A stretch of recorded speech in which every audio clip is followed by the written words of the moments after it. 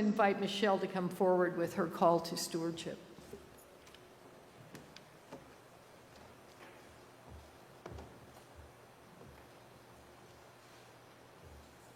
Happy Pride Sunday, everybody. Thanks for the invitation to give this stewardship message on Tricon's Pride Sunday. I want to start by recognizing that as a queer person, I'm speaking from a position of privilege. At this point in my life, I am secure in my identity, and I'm unlikely to lose my job if a video of this talk gets sent to my university. That wasn't always true for me, and it's not true for a lot of people, so bear that in mind. I want to say a few words about stewardship and stewards, and my apologies to the Stewardship Committee and Finance Committee. But when I think about stewardship, I don't think first of money. I think of a steward as someone who has been entrusted to care for something, like a steward of the land. To be a steward, you must ensure that what you have been entrusted with is taken care of and protected. We are stewards who are responsible for this church, which does involve money, but in a larger sense, we are asked to be stewards of the Christian faith. For me, this stewardship means working to take care of the Christian faith through love, inclusion, compassion, advocacy, working toward anti-racism, and embracing and protecting the queer community. So who is the queer community? I am going to take you up and say, yes, I'm going to queer you even further. You may know some of these things, but I don't think you're going to know all of it. We're often presented as a monolith, the gays, but we're really much more than that. We have our individual lives and personalities, but the media likes to flatten us into one thing, and this, I think, is an attempt to make us more palatable. We're a collection of very complex and diverse people. So let's acknowledge two things that get conflated: sexual orientation and sexual identity and expression. Sexual orientation is who you're attracted to. We broadly think of this as straight or gay. Sexual identity and expression has to do with how you identify and express yourself through clothes, hair, whatever. Again, the terms are broadly cisgender, meaning you identify with the sex you were born, or transgender, meaning you don't identify with the sex you were assigned at birth. I know, there's some resistance to being called cisgender. There was once resistance to being called straight, just as a reminder. When pressed, I've heard people say, I'm not cisgender, I'm just a man. I'm proud to be a man that God made. Really? Cisgender is just a demographic. I'm cisgender. I identify as a woman, but clearly I'm not pegged as super feminine, nor do I want to be. But I am cisgender. It's just a demographic. As an aside, it's interesting to me that cis straight people participate in gender-affirming practices and get gender-affirming care all the time. Some people wear makeup or grow beards. Some people get medication to help with erectile dysfunction.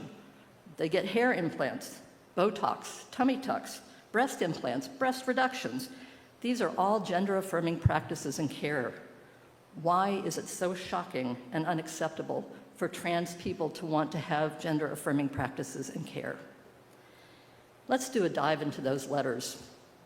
LGBTQIA2+. It's a mouthful. We'll often hear this referred to as the alphabet mafia. That began as a bigoted way to refer to queer people. And in queer fashion, many of us have reclaimed it, the alphabet mafia, as our word describing our community. Now, these letters are not written in stone, but constantly evolving. Back in my youth, it was GLB, but now the L is first. Does anybody know why? The reason is, during the AIDS pandemic, when many gay men were thrown out of their homes and dying of AIDS, who came to take care of them? The lesbian communities. And so it evolved that lesbian is the first letter in the alphabet mafia. And what are lesbians? Lesbians are women who are attracted to women, and this includes cis women and trans women, because trans women are women. Now, there's a variety within this. There's the very femme lesbians. Back in my day, that was called the lipstick lesbians. And then there, on the other end of the spectrum, are the butch lesbians, which are now masculine lesbians. But there's a whole bunch of us in the middle that don't fit those two extremes. There's a whole bunch of diversity in the middle that you can't lose sight of when you're thinking about lesbians.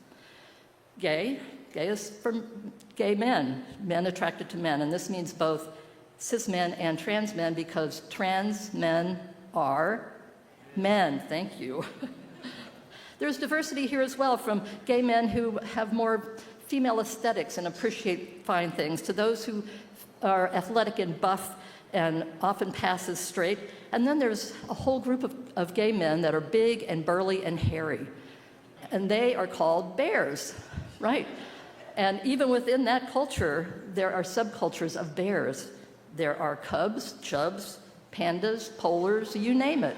Lots of diversity here. A gay man is not one thing. B is for bisexual, being attracted to more than one gender. It's about who you are attracted to and not their body parts. T is for trans. This is another one that I think is largely misunderstood. Yes, there are two ends to the spectrum, the male to female and the female to male, FTM and MTF, the people who were born in the wrong gender and they want to transition to the other gender. But trans, again, refers to anybody who doesn't identify with the sex they were assigned at birth. And that's a wider group of people. I have a colleague who began life as a female and now lives fully as a man. He's an FTM. He has a wife and 2 kids. I have another friend who identifies as trans-binary or trans-masculine. They use they/them pronouns. They wear men's clothes and a bow tie, but they have no intention to transition to fully male. And then there's all the folks in the middle, the non-binary, the gender queer, the gender fluid, the gender creative. They use a variety of pronouns, which we heard about this morning. As an aside, drag queens and kings are generally not trans people, though they can be. Drag is meant to be a performance, an entertainment. In fact, I'll let you know a secret. Cis straight people perform drag. While I could do a whole message on drag, I will leave it at this. The word drag, it's reported to have come from Shakespearean times when all the actors were men and they played the female roles. And drag is dressed resembling a girl. Yeah. Queer, the next letter in the alphabet mafia. Queer can represent queer as in the umbrella term. It can also represent questioning, somebody who's questioning their orientation or expression. Queer was a derogatory term back in my youth, and as with many marginalized communities, some of us have reclaimed that term when it was used as slurs against us. This is part of how we embody resistance. Queer is mostly embraced by the community, but some people still find it offensive. I is for intersex. This is a person who's born with reproductive or sexual anatomy that doesn't fit into the boxes of male or female. The child may have both ovarian and testicular tissues. Some have internal organs of one gender, but external presentation of another. In the past, when babies were born this way, the doctors or the parents would make a decision about what gender the child would be, and they would perform the surgery on the child as an infant, with the thinking that it's not a trauma they're going to remember, and babies heal faster, so why not do the surgery early? And that doesn't seem to be happening quite as much right now, but there are plenty of 20-something-year-olds who are assigned a gender that they didn't ask for. A is for asexual, or ace. Most people think this refers to somebody who doesn't have sexual feelings or is repulsed by the thought of sex, but it's more complicated than that. And there are a host of variations. Some asexual people have romantic feelings, but not sexual feelings. Some asexual people have sexual feelings only after they've established a deep bond with another person. There are terms like gray sexual, demisexual, to name a few of the subcategories. 2 or 2S represents two-spirit.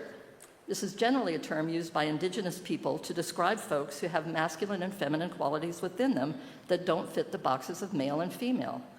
This can also be referred to as third gender. Then there's that plus sign. We embrace the evolving nature of sexual identity, sexual expression, and attraction. Basically, the plus represents anyone who doesn't identify as straight and cisgender. Where are we now?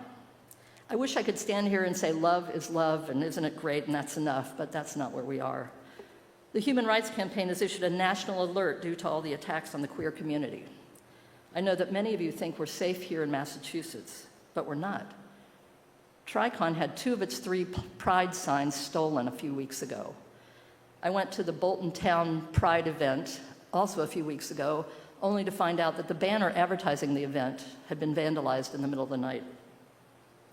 If you go to mass.gov and then go to the Mass Commission on LGBTQ Youth, you will find that it reports there's an assumption that we are safe, while over 43 school districts out of 302 have reported anti-LGBTQ organizing in schools and communities, with the rate of attacks increasing since 2022. This includes books, bans, anti-LGBTQ graffiti, etc. And among the public school districts listed as having anti-LGBTQ activity are Arlington, Needham, Newton, Bedford, and Concord-Carlisle. Circling back to my initial thoughts on stewardship and being a steward of the Christian faith that is inclusive of the queer community, here's some thoughts about how you can show up as an ally. Understand that queer people are under attack. Don't dismiss our fear. Recognize that the symbols of Christianity have been weaponized against us.